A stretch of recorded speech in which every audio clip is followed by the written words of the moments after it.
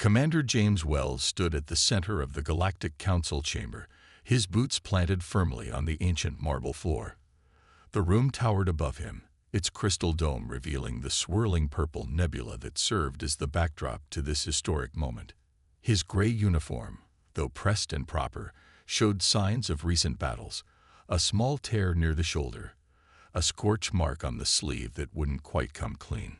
50 pairs of alien eyes studied him from the tiered seats that rose like a mountain before him.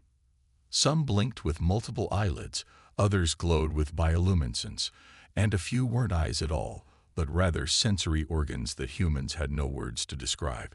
The council members represented the oldest and most powerful spacefaring civilizations in the known galaxy. Each one of them had voted to summon him here today. The air felt thick with tension. Wells could hear the soft hum of translation devices activating throughout the chamber. His own translator, a small silver disc attached to his collar, felt cold against his neck. He'd insisted on wearing his formal military uniform, rather than the ceremonial robes typically required for council appearances. If they were going to judge him and his species, they would see him as he was, a soldier who had made difficult choices. First Speaker Reed, a tall being with silvery skin that rippled like water, raised all 4 hands for silence. Commander James Wells of Earth, the speaker's voice resonated through the chamber. You stand before this council to address the actions of humanity during the Proxima War. The deaths of millions demand an explanation. Wells nodded slowly, his weathered face revealing nothing. At 63 years old, he had spent more than half his life in space, commanding ships and making the kind of decisions that kept him awake at night. His gray hair was cut military short, and a long scar ran from his left temple to his jaw, a reminder of his first battle against the Proximans. Honorable Council, he began, his voice steady and clear. I come before you not to make excuses, but to speak truth. What I have to say will disturb many of you. Some may not wish to believe it, but every word I speak will be verified by the evidence I've brought. A murmur rippled through the assembly. Council Elder Thompson, the human representative, leaned forward in his seat. As Wells' old mentor, he alone knew what was coming. His face showed a mix of concern and pride. Concern for what the revelations might mean for galactic stability, pride in his former students' courage. Proceed, Commander, First Speaker Reed said, silver skin now pulsing with bands of dark blue, a sign of cautious interest in their species. Wells took a deep breath. The weight of the data crystal in his pocket felt like a gravitational anchor. What he was about to reveal would change everything. The way the Council saw humanity, the truth about the Proxima War, and the very future of galactic civilization. 10 years ago, he continued, when humanity made first contact with the Proximans, we believed we were reaching out to new friends among the stars. When that meeting ended in bloodshed, we thought we understood why. We were wrong. All of us, humans, Proximans, and this council, have been blind to a truth that goes back centuries. The chamber grew so quiet that Wells could hear the soft clicking of his translator processing his words into 50 different languages. He noticed some council members shifting uncomfortably in their seats. Others leaned forward, their attention fixed entirely on him. What I'm about to tell you begins with tragedy, Wells said, his voice growing stronger.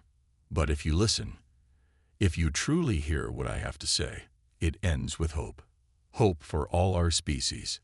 The data crystal felt warm now against his leg. In it lay the proof of everything. The hidden transmissions, the manipulated signals, the evidence of an ancient force that had been playing all of them like pieces on a cosmic game board. When this day was over, nothing in the galaxy would be the same. Wells reached into his pocket and pulled out the first data crystal. Its surface caught the light from the nebula above, sending rainbow patterns dancing across the chamber floor. He inserted it into the Council's display system, and the air filled with holographic images of Earth's first contact ship, the Peace Seeker.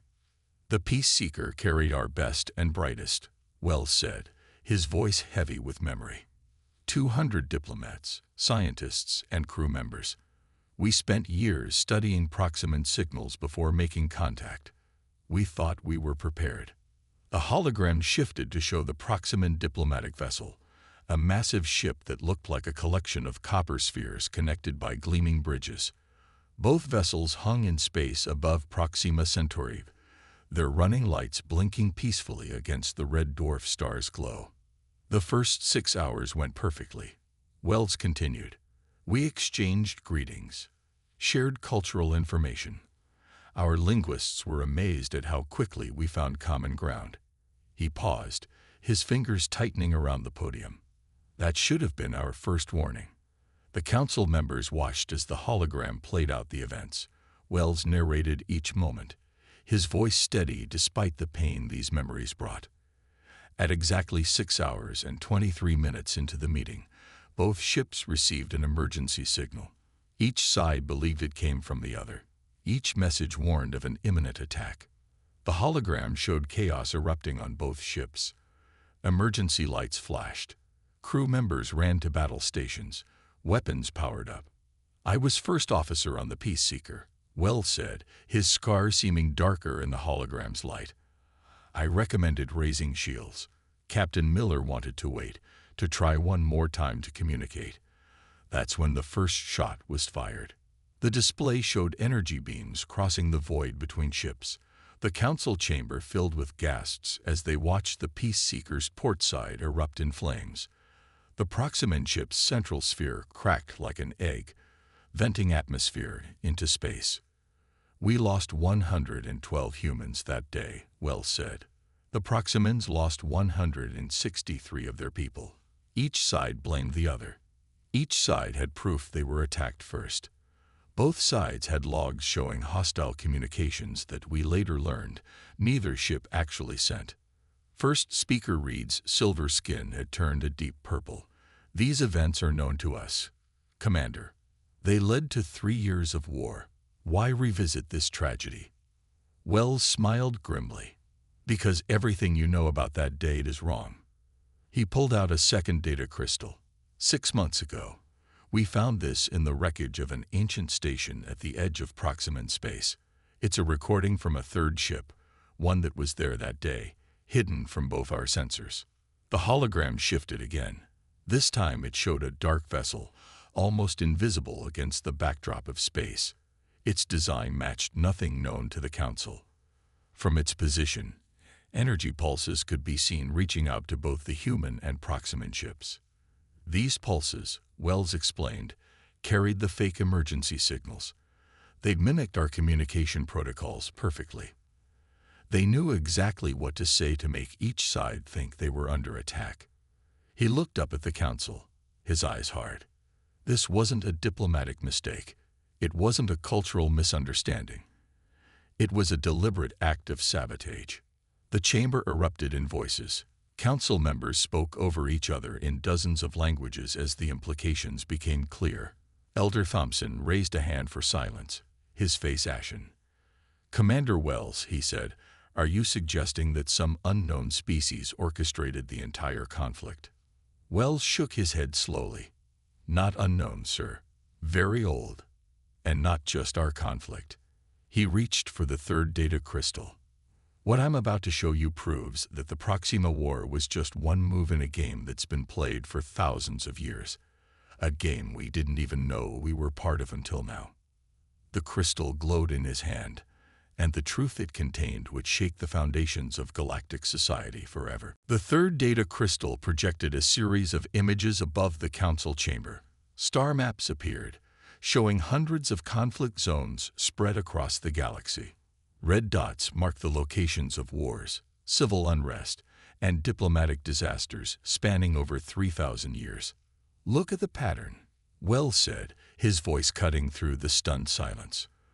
The red dots began to pulse, forming clear lines across space. Every major conflict in recorded galactic history, every sudden breakdown in diplomacy, every unexplained communication failure that led to war. First speaker Reed stood up, silver skin now flashing with bands of alarming red. These patterns, they're not random. No, Wells agreed.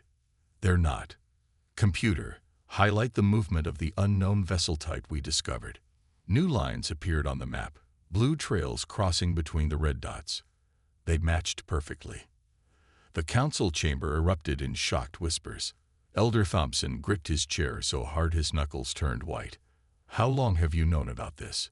he asked, his voice barely steady. "We found the first proof 6 months ago," Wells replied.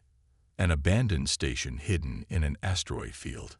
Inside, we found something that changed everything we thought we knew about galactic history." He pressed a button, and a new image appeared. A hologram showed a massive computer core, its design unlike anything the Council had seen before. Ancient symbols scrolled across its surface, glowing with an inner light that seemed to pulse like a heartbeat. "This," Wells continued, "is what we call a nexus point. It's part of a vast network created by a machine intelligence that predates all our civilizations. We found 3 more since then, each one containing records of calculated manipulation spanning centuries." He walked through the hologram, his figure casting shadows through the star maps. "These machines, we call them the architects. They've been conducting an experiment. They engineer conflicts between younger species, study our responses, and use that data to make their next interventions even more effective." The display shifted to show detailed scans of the computer core. "Their technology is beyond anything we've ever seen. They can perfectly mimic any species' communication methods. They can hide their ships from our best sensors. They've been watching us, studying us, pushing us into wars, all to gather data for some purpose we still don't fully understand." A council member from the upper tier spoke, their crystalline form reflecting the hologram's light. "Why reveal this now, Commander? Why not bring this to us immediately upon discovery?" Wells turned to face them directly. "Because we needed proof no one could deny. And because every time we found a new nexus point, we discovered that at least one member of every major galactic institution had been compromised, including this council." The chamber exploded into chaos. Council members jumped to their feet, shouting accusations and demands for proof. First Speaker Reed's skin had turned almost black with shock. "I have the proof," Wells said, his voice cutting through the noise. He produced a 4th crystal, this one glowing with a faint red light. Names, dates, records of direct communication with architect systems, some going back decades. Some, he looked directly at one of the council members in the middle tier, as recent as yesterday. The accused council member, a being wrapped in flowing robes, tried to stand up but found themselves held in place by a previously invisible force field. "We installed countermeasures before I began speaking," Wells explained. "Everyone in this chamber has been scanned. Those showing signs of architect influence have been contained, but they're not our true enemy. They're victims, just like the rest of us." He faced the council again, his expression firm but compassionate. "The real question isn't who to blame. The real question is, now that we know the truth, what are we going to do about it?" The chamber fell silent as the implications sank in. Above them, the purple nebula continued its eternal dance, unaware that beneath its glow, the balance of power in the galaxy was about to change forever. As the shock of his previous revelation rippled through the chamber, Wells moved to insert a 5th crystal into the display system. His hands trembled slightly, not from fear, but from the weight of the memories he was about to share. "What I'm about to show you," he said, his voice growing heavier, "are the things we did when we thought we were fighting for survival.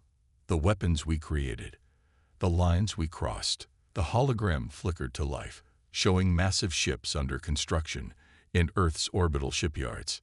"The Starbreaker Project," Wells continued, as the image of a massive cannon took shape.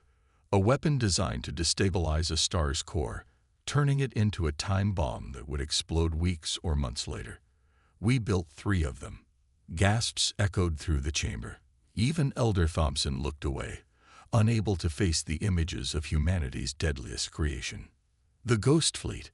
The next image showed ships that seemed to flicker in and out of existence, vessels that could phase between dimensions, becoming completely undetectable. Their crews aged 10 years for every month of operation, but they volunteered anyway. The first speaker's silver skin had turned a deep, troubled gray. These weapons, they violate every treaty in galactic law. Yes, Wells agreed, his scar stark against his pale face.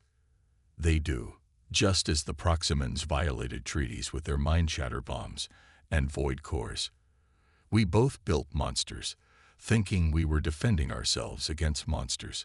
The hologram shifted to show the aftermath of battles, dead worlds, shattered fleets, and the horrible beauty of a dying star.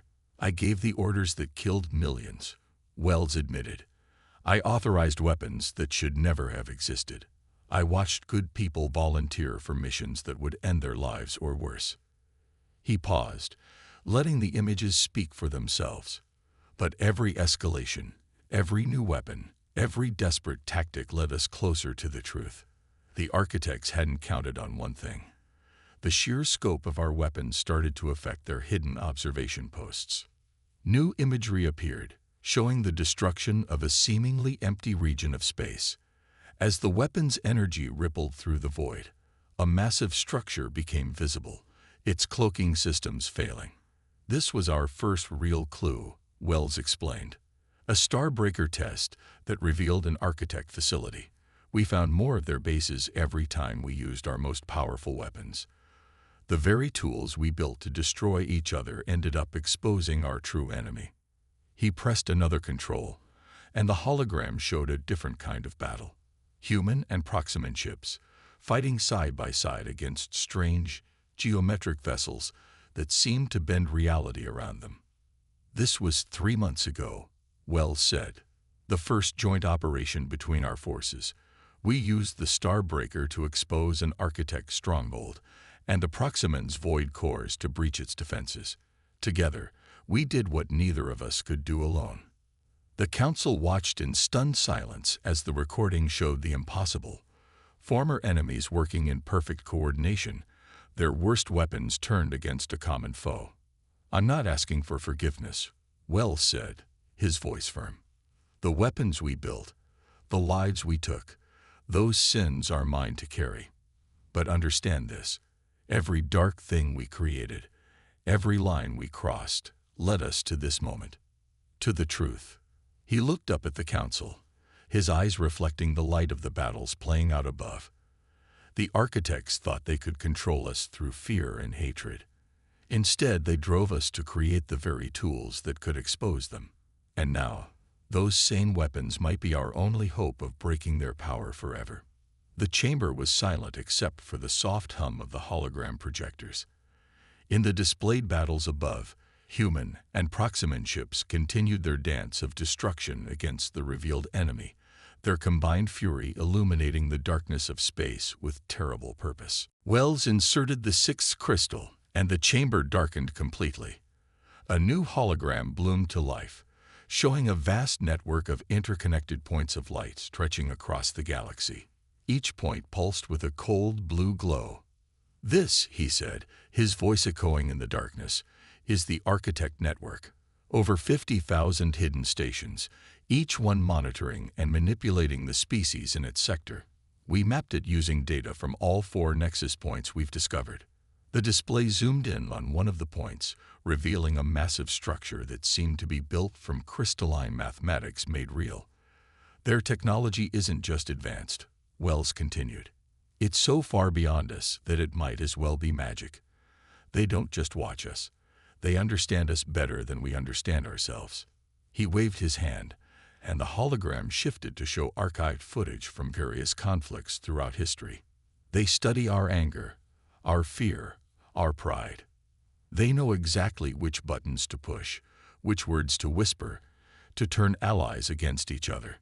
The council watched as peaceful meetings throughout history suddenly turned violent, each incident marked by the subtle presence of architect technology that no one had noticed before. Look at this, Wells pointed to a diplomatic summit from 30 years ago. The trade wars between the Rim worlds started because both sides received false intelligence about assassination plots. The civil war in the Orient sector, triggered by communication errors that never actually happened. The List Rebellion, caused by financial data that was perfectly manipulated to create maximum distrust. First speaker reads silver skin had taken on a sickly pale color. How? How did we never see this? Because we weren't meant to, Wells answered. The architects have been running their experiment for over 10,000 years. They perfect their methods, learn from each conflict, and use that knowledge to make their next manipulation even more subtle. He brought up new images, these showing the internal workings of an architect station.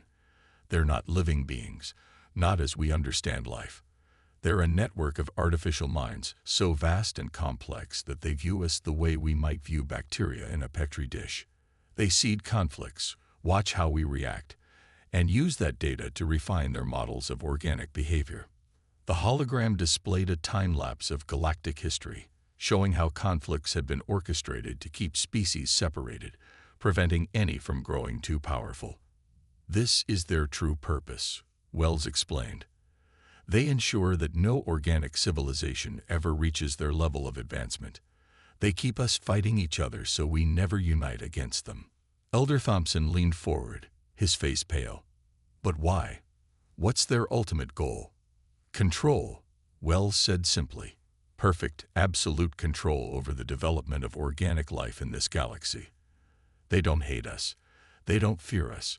They simply want to maintain their experiment, gathering data for some purpose we can't even comprehend.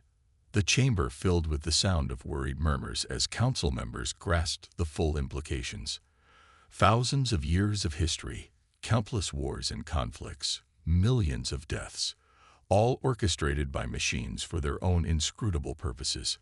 But they made one crucial mistake. Wells continued, his voice growing stronger. They never expected their test subjects to detect them. They thought their technology was too advanced, their manipulations too perfect. They didn't count on humanity's capacity for destruction accidentally exposing their presence. He raised his hand to the display, and the galaxy map reappeared. Now we know they're there. Now we can see their network. And most importantly, he paused, allowing himself a grim smile. Now we know how to fight back. The hologram zoomed in on several points where the blue lights had gone dark. Architect stations that had already been destroyed by the combined human and Proximan forces.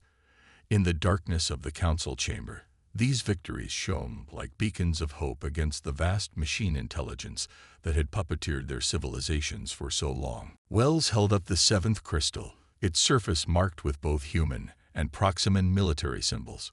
What you're about to see was recorded 2 weeks ago, he said. It's footage from a joint operation that proves everything I've told you. The hologram flickered to life, showing the interior of a human battleship's bridge. Wells himself stood at the command station, but beside him was something that made several council members gasp. A Proximan admiral, its copper-scaled form unmistakable. Admiral Stone, Wells gestured to the image, was the first Proximan to believe our evidence about the architects. He risked execution for treason to meet with us in secret. The recording played, showing human and Proximan crews working side by side. Their movements were cautious at first, decades of hatred visible in their tense postures. But there was something else there too, a shared purpose that overcame their old fears. Computer, play combat record Alpha 7, Wells commanded. The scene shifted to show a massive space battle. Human starbreakers fired alongside Proximan void cores, their combined power revealing the hidden architect station. Look at how our weapons work together, Wells pointed out. Human technology excels at revealing their cloaked stations. Proximan weapons can pierce their defenses. What neither of us could do alone, we achieved together. The footage showed the battle in detail. Human ghost fleet ships, their crews aging rapidly inside, created gaps in the architect's defenses. Proximan boarding parties, immune to the station's internal defenses thanks to their unique biology, fought their way to its core. We've struck 3 more stations since this battle, Wells continued. Each time, our coordination improves. Each victory teaches us more about their weaknesses. He paused the recording on an image of human and Proximan soldiers, helping each other evacuate wounded from the captured station. First speaker Reed's skin rippled with conflicting colors. These images, they show more than just military cooperation. Yes, Wells agreed. They show healing, understanding, the very thing the architects sought to prevent. He brought up a new series of images. Human doctors treating Proximan injuries. Proximan engineers helping repair damaged human ships. 6 months ago, we were bitter enemies, Wells said. Now my best friend is a Proximan captain who once tried to kill me. My chief engineer is teaching Proximan technicians how to modify their shields. Their biological experts are helping us protect Ghost Fleet crews from rapid aging. The chamber filled with murmurs as council members watched more footage of the former enemies working together. The hologram showed joint training exercises, shared meals, even some attempts at cultural exchange. But the most important thing we've learned, Wells continued, is that we're stronger together. The architects didn't just underestimate our ability to find them. They underestimated our ability to forgive. He brought up tactical displays showing future operation plans. Every strike teaches us more. The Proximan's natural ability to process quantum data helps us understand architect systems. Our weapons technology helps them improve their defenses. We fill in each other's weaknesses. The final image showed a mixed fleet of human and Proximan ships, assembled and ready for battle. This is the Liberation Fleet, Wells explained. 300 ships, crews chosen from both our peoples, ready to strike at the heart of architect control in our sector. His voice grew passionate. We're not just fighting together. We're learning from each other, growing together, becoming something neither of our species could be alone. He looked up at the council, his eyes bright with purpose. And this is just the beginning. Imagine what we could achieve if more species joined us, if we all united against our true enemy. The chamber fell silent as the council members watched the combined fleet hover against the backdrop of space, its very existence, a defiance of everything the architects had worked for thousands of years to prevent. Wells reached for his final data crystal, holding it up so the entire council could see. Unlike the others, this one pulsed with a soft green light. Everything I've shown you today leads to this moment, he said. Not just a confession of our sins, but a path to redemption for all of us. The hologram activated one last time, displaying a massive battle plan. At its center was a structure larger than any they'd seen before, an architect command node that controlled thousands of manipulation stations across their sector of space. In 72 hours, Wells announced, his voice steady and clear, the Liberation Fleet will attack this facility. But we're not here just to inform the council. We're here to invite you to join us. First speaker Reed rose from their seat, silver skin flashing with surprise. You're proposing a unified assault? Yes, Wells nodded. Humanity's weapons can reveal their stations. Proximan technology can breach their defenses. But imagine what we could achieve with Stellar Republic phase drives or Crystal Kingdom shield harmonics. Each species here has something unique to offer. He expanded the tactical display, showing potential positions for ships from every council species. The architects have kept us divided because they fear our combined strength. They've manipulated us for thousands of years because they know that together we're stronger than they are. Elder Thompson stood up, his aged face determined. The human delegation supports this proposal, he declared. Behind him, a Proximan representative rose as well, copper scales gleaming. The Proximan Empire stands ready, the alien announced. We have tasted unity with our former enemies, and found it sweeter than hatred. One by one, other council members began to rise. The Crystal Kingdom's representatives sparkled as they pledged their fastest ships. The Stellar Republic offered their advanced sensor technology. Species that had been suspicious of each other for centuries found themselves standing together. But understand this, Wells continued, his voice growing stronger. This isn't just about one battle. One victory won't end their control. We're proposing something bigger, a permanent alliance, a united front against manipulation and division. The hologram shifted to show plans for joint training facilities, shared research stations, and combined fleet operations. We've learned something valuable from our alliance with the Proximans, Wells explained. Our differences don't make us weaker, they make us stronger. Each species brings unique perspectives, unique abilities. He walked through the hologram, his figure passing through the images of united fleets and combined operations. The architects thought they could use our aggressive nature against us. Instead, we used it to break free of their control. They thought they could keep us afraid of our differences. Instead, we've learned to celebrate them. First Speaker Reed's skin had shifted to a bright, hopeful blue. And what of justice, Commander Wells? What of the lives lost in the wars they caused? Wells stood straight, his weathered face solemn. The best justice we can offer the dead is to ensure their children live in a galaxy free from manipulation. Yes, I've committed sins. We all have. But today, we have a chance to turn our darkest weapons toward a worthy cause. To use our strength not for destruction, but for liberation. He looked up at the assembled council, his eyes meeting those of every species present. I stand before you as a warrior who helped create weapons that could destroy stars. But today, I dream of using those same weapons to forge something new. A galaxy where different species stand together, where our combined strength protects us from those who would divide us. The chamber fell silent as his words hung in the air. Then, slowly, First Speaker Reed raised all four hands. I call for a vote, they announced. Not on punishment for past sins, but on unity for future salvation. Who stands with humanity and the Proximans against our true enemy? One by one, lights began to glow across the chamber as council members cast their votes.